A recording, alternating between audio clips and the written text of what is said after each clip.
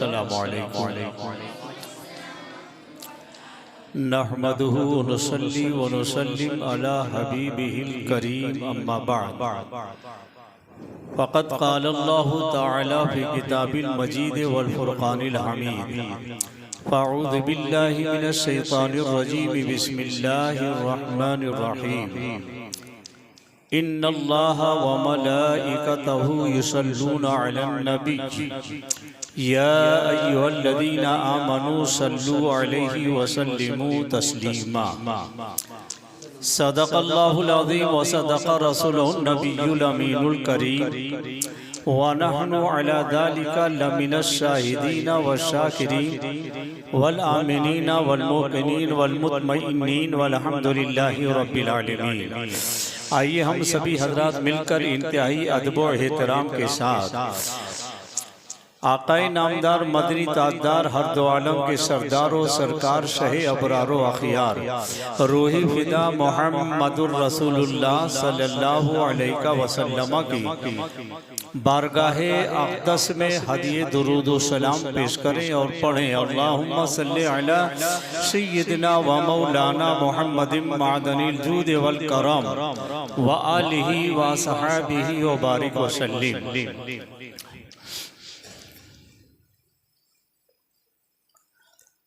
आला हजरत फरमाते हैं मुज़्दा शफ़ाअत का सुनाते जाएंगे, मुज़्दा शफ़ाअत का सुनाते जाएंगे, आप रोते जाएंगे हमको हंसाते जाएंगे, आप रोते जाएंगे हमको हंसाते जाएंगे। हजरात गिरामी, दुरूद मुस्तफ़ा हर दुआ की मकबूलियत की ज़मानत है। जिस दुआ में दुरूद मुस्तफ़ा ना हो, लाखों का मजमा हो आमीन कहे फिर भी दुआ कबूल नहीं होती है। वो दुआ ज़मीन और आसमां के बीच में मुअल्लक़ रहती है, दुआ कबूल ही नहीं होती है। आज मैं दुरूद पाक की फजीलत में चंद बातें पेश करूं। अल्लाह तबारक व तआला ने अपने बंदों को इबादत का हुक्म दिया, सजदों का हुक्म दिया, रियाजत का हुक्म दिया, नेक अमाल का हुक्म दिया। अल्लाह ने सजदे का हुक्म दिया मगर खुद सजदा नहीं किया। वो किसका सजदा? अल्लाह ताला ने इबादत का हुक्म दिया, बंदे इबादत कर रहे हैं। वो कौन सा ऐसा अमल है जो अल्लाह तबारक व तआला हुक्म भी देता है और खुद अमल भी करता है? और वो है दुरूद मुस्तफ़ा। अल्लाह ने अपने बंदों को हुक्म दिया, ऐ लोगों, ऐ ईमान वालों, मेरे महबूब पर दुरूद भेजो। इन्नल्लाह व मलाइकतहु, बेशक अल्लाह उसके फरिश्ते भी दुरूद भेजते हैं। अल्लाह ने यहाँ पर या अय्युहन नास नहीं कहा कि ऐ लोगों दुरूद भेजो, या अय्युहद दुनिया नहीं कहा कि ऐ दुनिया वालों मेरे महबूब पर दुरूद भेजो। अल्लाह ने लोगों को हुक्म नहीं दिया, अल्लाह ने अहले दुनिया को दुरूद पढ़ने का हुक्म नहीं दिया, अल्लाह ने ईमान वालों को हुक्म दिया है कि मेरे महबूब पर दुरूद व सलाम भेजो। सिर्फ दुरूद नहीं, आगे तस्लीमा भी है, यानी सलाम भी भेजो मेरे महबूब पर।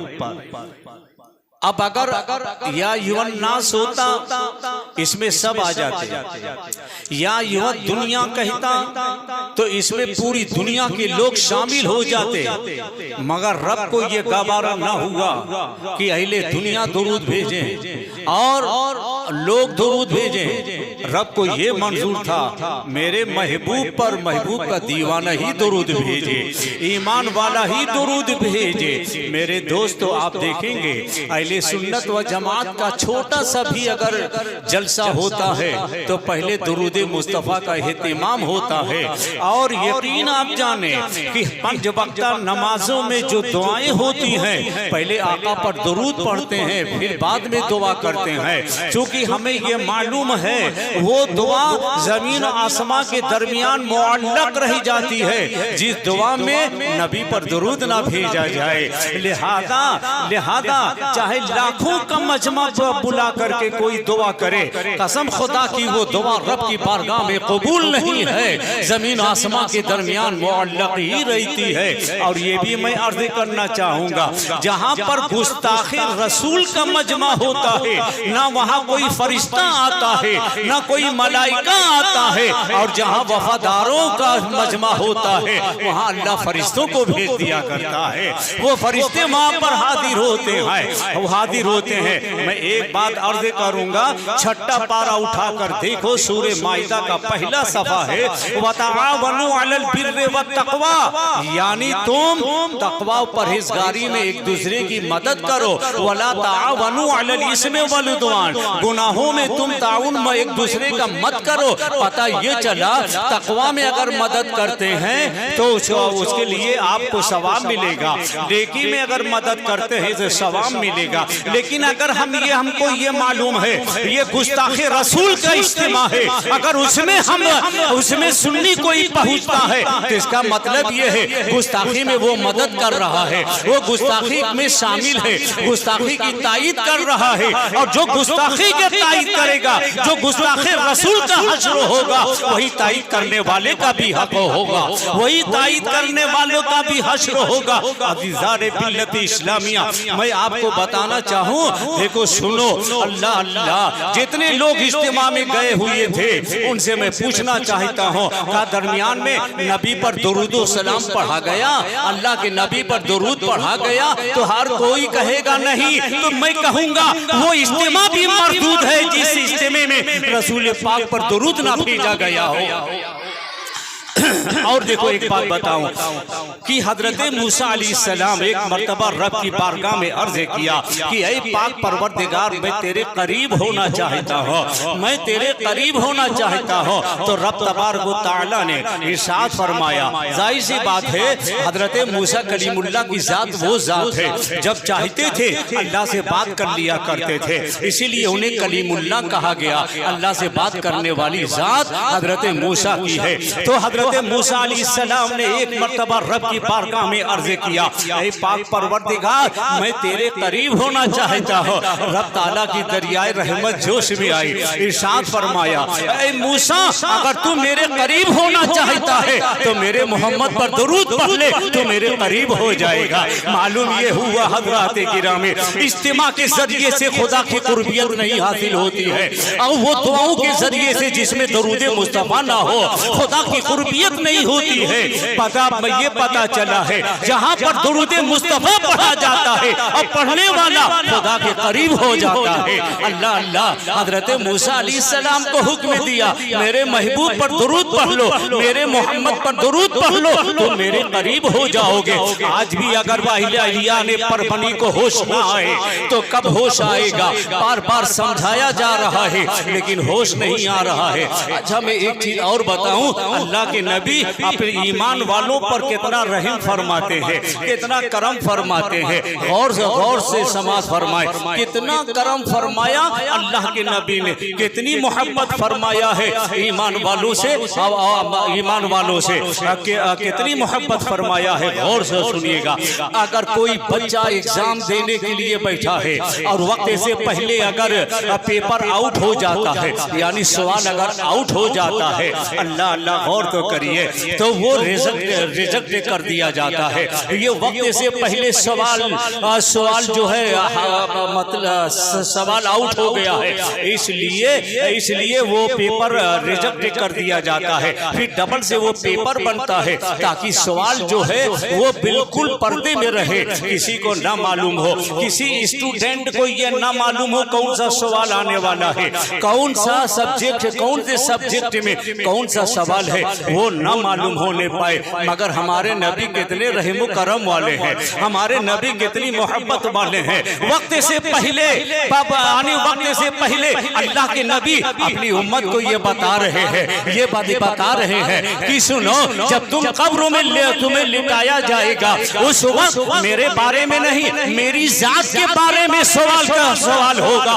जो मुझ पर कसरत से दुरूद पढ़ेगा कब्र में मुझे पहचान लेगा, मैं अपने वफादार को पहचान लूंगा, मैं अपने गुलामों को पहचान लूंगा। मेरे दोस्तों बताओ तो सही, रिजल्ट पहले बता दिया, सवाल पहले बता दिया है, सवाल पहले ही बता दिया और उसका जवाब भी दे दिया है। तो पता ये चला है, जो कसरत से नबी पाक सल्लल्लाहु अलैहि वसल्लम पर दुरूद और सलाम भेजा करता है, यकीन जाने और आका की निगाहों में वो होता है और गुलाम की निगाहों में आका का जलवा हुआ करता है। हज़रात गिरामी, मैं बाबा के दोहला से करना चाहूंगा, हमेशा हक बयानी से काम लिया है, छुपा के नहीं, छुप कर नहीं, पोशीदा तौर पर कभी कोई बात नहीं कही है। अब एक बात मैं और अर्ज करना चाहूंगा, एक होता है वकील, गौर करिए, एक होता है वकील। वकील क्या करता है? मुजरिम को बचाने की कोशिश करता है, यही तो होता है ना।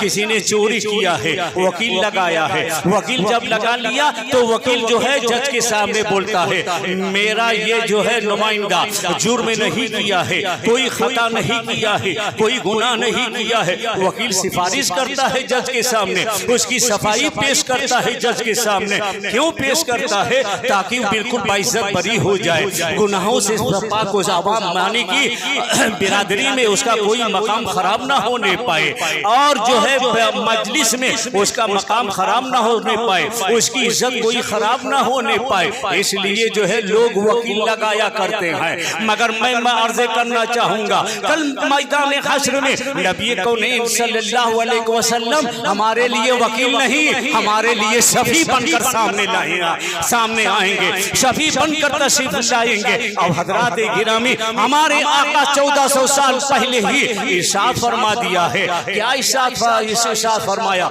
शफाअती ली अहलिल कबाइर मिन उम्मती, ऐ पाक परवरदिगार, ये जितने छोटे छोटे गुनहगार हैं ये सब तेरे हवाले हैं, बड़े गुनहगार मेरे हवाले हैं, मेरे बड़े बड़े गुनहगार ये मेरे हवाले हैं। अब पता ये चला है कि बड़े बड़े गुनहगारों की शफाअत हमारे नबी फरमाएंगे, हमारे आका फरमाएंगे। लिहाजा अज़ीज़ान मिल्लत इस्लामिया, इज्तिमा के नाम पर अगर कोई अपना ईमान खराब करने के लिए, दुआओं के नाम पर अगर कोई अपना ईमान खराब करने के लिए वहां जाता है, वो अच्छी तरह से सुन ले कि उनकी ना दुआ कबूल है ना ही तो इबादत कबूल है। क्यों? इसलिए जो गुस्ताख जमात हो ना उसका सदका कबूल है, ना उसकी इबादत कबूल है, ना उसका रोजा कबूल है, ना उसका इज्तिमा कबूल है। लेकिन हाँ, मैं ये अर्ज करूंगा, अगर वैसी महफिल हो जहाँ नबी पर दुरूद भेजने वाली महफिल हो, आका पर दुरूद पढ़ने वाली महफिल हो, कसम खुदा की आने वाला भी मकबूल होता है और वो महफिल भी अल्लाह की बारगाह में कबूल हो जाती है। हज़रात गिरामी, हाँ, हमने ये सुना, हमने ये ज़माने से देखा भी है। अल्लाह अल्लाह, मैं एक बात और अर्ज़ करना चाहूँ, दुरूद पाक की फजीलतों में एक दो फजीलत नहीं है, कसम खुदा की बेशुमार अहादीस नबवी है। देखो, मैं एक बात बताना चाहूँ कि शहद की मक्खी और शहद को देखा है, शहद कितनी मीठी होती है। और शहद के बारे में अल्लाह तबारक व तआला ने खुद 14वें पारे में इरशाद फरमाया, मिन असली मुसफ़्फ़ा, लोगों तुम शहद खाया करो, इसलिए शहद में मैंने शिफा रख दिया है। और आखिर सवाल ये पैदा होता है हजरात कि अल्लाह तबारक व तआला ने ये शहद ही में शिफा क्यों रखा है? उसकी वजह समझ रहे हैं? और शहद मीठी क्यों होती है उसकी वजह समझ रहे हैं? मैं वाज़े करना चाहूंगा कि अल्लाह ने शहद में शिफा रखा है, शहद में शिफा रखा है और शहद मीठी होती है। तो बताओ ये मक्खी शहद की मक्खी ये कहाँ कहाँ नहीं जाती है, जहाँ उसको फूल नजर आया वहाँ बैठ करके अरक चूस लेती है। धतूरा है तो वहाँ भी बैठ के अरक चूसती है, गुलाब का फूल है तो वहाँ भी अरक चूसती है, चंपा चमेली है वहाँ भी अरक चूसती है। अरक जो होता है यह मीठा नहीं होता है, कसेला होता है, उसमें कड़वापन होता है। मगर ये शहद की मक्खी कड़वा कड़वा से कड़वा फूलों का अर्क लेकर के अपने छत्ते पर आकर उगल देती है, फिर वो मीठा कैसे हो जाता है। हदीस पाक में आया है ये मक्खी जब अरक लेती है तो नबी पर दुरूद पढ़ते हुए उड़ जाती है। जो दुरूद मुस्तफा की बरकत से वो शहद कड़वी चीज मीठी हो जाती है। पता ये चला ऐ सुन्नी मुसलमानों इज्तिमा से दूर रहो, गुस्ताखे रसूल से दूर रहो, गुस्ताख जमातों से दूर रहो। और ये मैं बमांगे दोहला अर्ज करना चाहूंगा, तुम जो है अपने सीने में नबी की मोहब्बत को बसाए रखो, उसके बाद तुम सजदा करो और दुरूद पढ़ो तो दुरूद की बरकत है तुम्हारा सजदा भी मीठा हो जाएगा, तुम्हारी इबादत भी मीठी हो जाएगी, तुम्हारा हर अमल मीठा हो जाएगा। लिहाजा अहले दुनिया आपको मीठा समझे या ना समझे, मगर दुरूद पढ़ने वाला अल्लाह उसके रसूल की बारगाह में बड़ा ही मीठा हुआ करता है। यानी कि दुरूद पढ़ोगे तो तुम्हारा ईमान भी मीठा हो जाएगा और ईमान की हलावत भी तुम्हें मिलेगी। हजरात दुरूद पढ़ने से कितना बड़ा फायदा हुआ कि एक मक्खी कसेली चीज को लेकर अपने छत्ते पर उगल देती है तो दुरूद मुस्तफा की बरकत से वो कड़वी चीज मीठी बन जाती है। फिर एक बात और अर्ज करना चाहूंगा और अच्छी तरह से समाज करे, दुरूद मुस्तफा से कितने फायदे हैं वो बताऊं मैं, सुनो।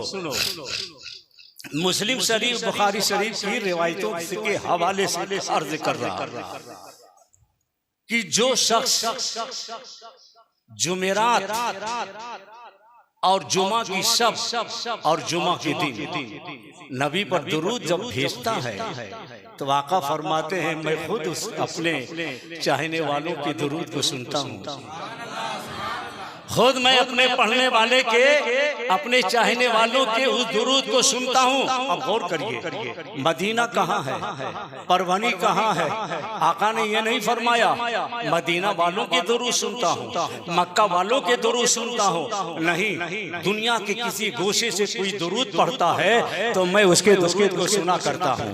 अब समझ में आई? अब दुरूद सुनता हूँ। अब मैं यहाँ पर यह बात बताना चाहता हूँ, गौर करिएगा। एक शख्स है यानी आका एक मकाम पर इरशाद फरमाया जो दुरूद पढ़ता है क़यामत के दिन वो मेरे करीब होगा। इस जुमले पर गौर करिएगा, जो दुरूद पढ़ता है क़यामत के दिन वो हर जगह, लफ्ज़े हर भी आया, हर जगह वो मेरे करीब होगा, वो मेरे करीब होगा। अब इसकी एक मिसाल में दूं, एक शख्स है डाका मारा, कितना बड़ा मुजरिम है, उसके खिलाफ वारंट निकला गिरफ्तारी का, उसको गिरफ्तार करने के लिए पुलिस निकल पड़ी, कहीं नहीं मिला, कहीं नहीं मिला और वो पार्लियामेंट में मिला। गौर करिए, हाकिमे वक्त के बाजू में बैठा हुआ। अब मुझे एक चीज बताओ, क्या पुलिस उसे गिरफ्तार कर सकती है? करीब में बैठा है, पुलिस उसे गिरफ्तार नहीं कर सकती। उसकी हिम्मत ही क्या है कि जो बादशाह वक्त के बाजू में बैठा हो उसको कोई गिरफ्तार कर ले? पुलिस नहीं कर सकता, इंस्पेक्टर नहीं, डीएसपी नहीं, डीवाईएसपी नहीं, खुद जज अपनी अदालत छोड़कर पहुंचे तो वो भी गिरफ्तार नहीं कर सकता। जैसे ही वो बड़े के सामने, हाकिम के सामने बादशाह वक्त के बाजू में बैठा है तो वो देख करके वापस जाएगा, बाप रे बाप इसके बाजू में ना बैठो, इसको गिरफ्तार नहीं कर सकते। ये तो बहुत बड़े जो पूरे हिंदुस्तान का मालिक है, पूरे हिंदुस्तान का बादशाह है, उसके बाजू में बैठा है, उसके करीब में बैठा है, तो ये कैसे जो है इसे गिरफ्तार किया जाए? बिला तशबीह व तमसील, बिला तशबीह व तमसील आका फरमाते हैं जो मुझ पर दुरूद पढ़ता है मैदान हश्र में वो मेरे करीब होगा। हम गुनहगार जरूर हैं, हम सियाकार जरूर हैं, हम अपने आका के बाजू में और आका के करीब जब रहेंगे फरिश्ता भी देखेगा तो हमसे नहीं पूछेगा अब तुम कितने गुनहगार हो, कितना तुमको हिसाब देना है। अरे उसे ये मालूम है ये खालिके कायनात के प्यारे नबी मालिकी कायनात के बाजू में बैठे हैं, यही तो शफीए महशर है, यही तो शफाअत करने वाले हैं। अब करीब है, करीब है तो जो तो आका फरमाते हैं जो दुरूद शरीफ पढ़ता है हसरे के मैदान में वो मेरे करीब होगा, मेरे करीब होगा। अब मैं एक बात बताऊं, मेरे करीब होगा तो हम गुनहगार हैं तो क्या हुआ? आका ने पहले फरमा दिया दुरूद मुस्तफा पढ़ने वाला, दुरूद पढ़ने वाला मुझसे दूर नहीं होगा। मैदान हश्र में अगर आका हौदे कौसर के पास होंगे तो हम गुलाम बन के हौदे कौसर के पास होंगे। अगर हम जो है मीज़ान अमल के पास होंगे तो यकीन आप जाने हुजूर सल्लल्लाहु अलैहि वसल्लम मीज़ान अमल के पास है और या तशरीफ लाते हैं, अपनी उम्मत को बचाने के लिए आते हैं। पता ये चला जो कसरत से दुरूद पढ़ा करता है आका उसके करीब हुआ करते हैं, वो आका के करीब हुआ करता है। ऐ अज़ीज़ाने बिल्लत इस्लामिया, इसलिए अल्लाह तबारक व तआला ने फरमाया इन्नल्लाह व मलाइकतहु युसल्लूना अलन नबी, ऐ ईमान की बेशक अल्लाह और उसके फरिश्ते दुरूद भेजते हैं नबी पर। या अय्युहल्लज़ीना आमनू सल्लू अलैहि व सल्लिमू तस्लीमा, ऐ ईमान वालो तुम भी जो है मेरे नबी पर दुरूद भी पढ़ो और सलाम भी पढ़ो, दुरूद पढ़ो और सलाम भी पढ़ो। मेरे दोस्तों पता क्या चला जो नबी पर दुरूद पढ़ता है वो अल्लाह के नबी के करीब हुआ करता है। अब अगर लाखों का मजमा हो वहां पर बुलाया जाए, दुआ के बहाने बुलाया जाए, इज्तिमा के बहाने बुलाया जाए और वहां पर दुरूद है ही नहीं तो ना वो इज्तिमा नबी के करीब है, ना इज्तिमा में जाने वाले नबी के करीब है, बल्कि गुस्ताखे रसूल की महफिल में पहुंच कर जो मदद कर रहे हैं, कसम खुदा की जो सजा गुस्ताखे रसूल की है वही सजा मदद करने वालों की भी है। ऐ हज़रात गिरामी इन्नल्लाह व मलाइकतहु, हम जो भी बयान करते हैं कुरान से बोलते हैं, हम जो भी बोलते हैं हदीस रसूल से बोलते हैं। हाँ इतनी बात जरूर मैं कहूँगा, अगर जो अहलियाने परभनी जो कभी कभी न्याज भी करवा ले, कभी कभी डॉक्टर अबुल हक साहब बाबा की दरगाह में आ जाए, वो भी वहाँ पहुँच करके मदद किया है। कसम खुदा की हुजूर गौसे आज़म कभी ऐसी की न्याज कबूल नहीं कर सकते हैं तो अबुल हक बाबा के दरबार में हाजिरी अबुल हक साहब बाबा कभी जो है हाजिरी को कबूल नहीं कर सकते हैं। जो वलियों की दुश्मन हो, जो गौस अख्ताब के दुश्मन हो, जो ख्वाजा गरीब नवाज के दुश्मन हो, तो क्या ऐसा दुश्मन हो ऐसे सजदे की महफिल में पहुंचना मदद करने के बराबर है कि नहीं है? अगर मदद करने के बराबर है तो जुर्म गुस्ताखे रसूल का है, वही मदद करने वालों का जुर्म में है। लिहाजा अपनी आखिरत को देखो, अपनी आखिरत को देखो, अपनी आखिरत को देखो। कसम खुदा की ये सब दिखावा है, ये सब दिखावा है। पहले सऊदी जो है सऊदी की रियाल पर ये जिंदगी गुजारते थे, अहले हदीस आज भी सऊदी रियाल पर जिंदगी गुजार रहे हैं। हम ना डॉलर के मोहताज हैं और ना रियाल के मोहताज हैं, हम तो नबी की आल की मोहब्बत में गिरफ्तार हैं। हमको कि ना रियाल चाहिए ना हमें डॉलर चाहिए। इसलिए अरे जो रसूल का दीवाना होता है, रसूल का चाहने वाला होता है, वो गुस्ताखों को अलग कर देता है और वो समझता है ये नहुशत हमारे पास ना आने पाए। हजरात आज भी अगर हम ना समझे तो कब समझेंगे? दरगाह रोड का पूरा जो है रोड खाली हो गया, दुकानें बंद हो गया। अब मैं इज्तिमा वालों से सवाल करता हूँ, दुआ के बहाने दुकान बंद करवाना ये शरीयत में कहाँ जायज है, कहाँ जायज है? और तमाम देवबंदियों भाइयों से मेरा सवाल है, दुआ के बहाने दुकान बंद कर देना, रोजी का दरवाजा बंद कर देना, इज्तिमा के बहाने जो है मतलब कि माँ बाप की मोहब्बतों से अलग कर देना, ये हदीस में कहा है। कसम खुदा की याद रखो हजरात गिरामी, इज्तिमा में जन्नत नहीं है, तुम्हारी माँ के कदमों के नीचे जन्नत है। तुम्हें इज्तिमा में जाना की जरूरत नहीं है। आइंदा इस बात को ख्याल रखे, जितनी देवबंदी मस्जिदें हैं वो किसी इमाम के पीछे नमाज जायज नहीं है, किसी हालत में नमाज जायज नहीं। अब आप पूछेंगे कैसे? एक ही मिसाल देकर मैं अब अपनी तकरीर को बंद कर रहा। देखो इमाम साहब आए, लंबा लंबा जुब्बा है, अरबियन जो है रुमाल है, उसके ऊपर जो भी बांधते हैं वो भी है, और नमाज पढ़ाए, पूरा मजमा कहिया जब सलाम फेरे तो सलाम फेरने के बाद पूरा मजमा कहता है, पूरी मस्जिद के लोग कहते हैं, तमाम नमाजी कहते हैं सुभान अल्लाह सुभान अल्लाह सुभान अल्लाह सुभान अल्लाह। मैंने कहा आए सुभान अल्लाह कहने वालों ठहरो, तो किसी की नमाज ही नहीं हुई, किसी की नमाज नहीं हुई। पूछा कैसे? मैंने कहा जुब्बा बहुत बड़ा था, जब चल रहे थे तो उनके जुब्बे में नजासत लग गई है, थोड़ी सी नजासत है। लोगों ने देखा तो कहा कि हाँ नजासत है। अरे पैजामे में कुर्ते में नजासत लग जाए, नजासत लग जाए तो नमाज नहीं होती है, नमाज नहीं होती है। तो बिला तस्बीह व तमसील, अरे गुस्ताखी की नजासत जिसके दिलों में हो उसके पीछे नमाज कैसे हो सकती है? लिहाजा कतई वहाबियों के पीछे नमाज जायज रही, अहले हदीस के पीछे नमाज जायज रही। और किसी वहाबी को सवाल करना है, मुहिब्बुल कादरी से सवाल का जवाब ले ले, किसी अहले हदीस को जवाब लेना हो मुहिब्बुल कादरी से जवाब ले ले। ये क्या इनके बाप भी नहीं होगा अब सवाल कर सकते हैं, न जवाब मांगने की हिम्मत होती है। इसलिए जिस वक्त जमजम कॉलोनी में मुनाजरा रखा गया था, सारे वहाबियों ने दुम हिला दिया था, मगर मुनाजरे को तैयार नहीं हुए। हम सारी किताबें लेकर पहुंचे, अपनी मस्जिद में नहीं वहाबियों की मस्जिद ही में पहुंचे, मगर हिम्मत नहीं। उनका मुफ्ती भाग गया, उनके मौलाना भाग गए, उनके सब लोग भाग गए। मेरे दोस्तों इसलिए मैं ये जुमला बोल रहा हूँ ताकि अच्छी तरह से ख्याल रहे, जब वहाबी जमात ये बातिल जमात है, अहले हदीस ये बातिल जमात है, देवबंदी जमात ये बातिल जमात है। अगर हक पर है तो नबी पर दुरूद पढ़ने वाली जमात हक पर है, नबी पर दुरूद पढ़ने वाली जमात हक पर है। हजरात मुज्दा शफात का, हमारे आका मुज्दा शफात का सुनाते जाएंगे, आप रोते जाएंगे, हमको हंसाते जाएंगे, आप रोते जाएंगे, हमको हंसाते जाएंगे। ये चंद बातें आपके सामने मैंने अर्ज किया है।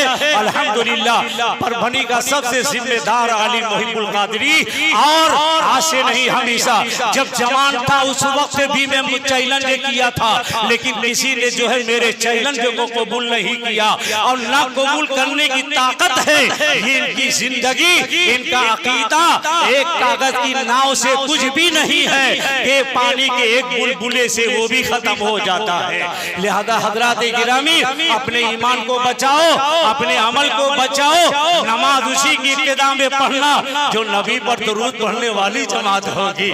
इसलिए मैंने अर्ज किया, आका इरशाद फरमाते हैं, क्या इरशाद फरमाया?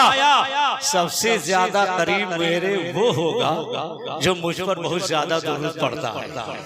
और एक बात बताऊं, मैं बहुत प्यारी हदीस का एक मफहूम बता, सहाबा का मजमा, गौर करिए, सहाबा का मजमा, हमारे आका इरशाद फरमाते हैं,